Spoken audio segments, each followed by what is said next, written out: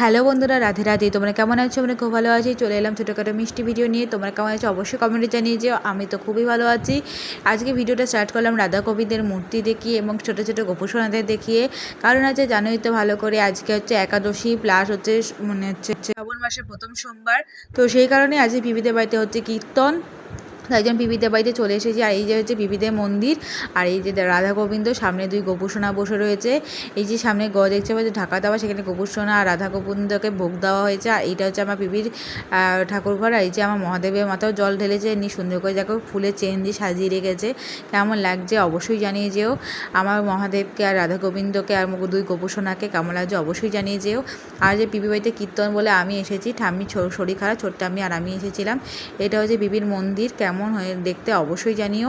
এরকম মন্দির কার কার বাড়িতে আছে অবশ্যই কমেন্টে জানিয়ে যাও। কার মন্দিরটা কারো ভালো লাগলো সেটাও জানিও। লাইক কমেন্ট শেয়ার করতে বলুন, চ্যানেল সাবস্ক্রাইব পাশে থেকেও। টাটা, দেখো ভিডিওতে।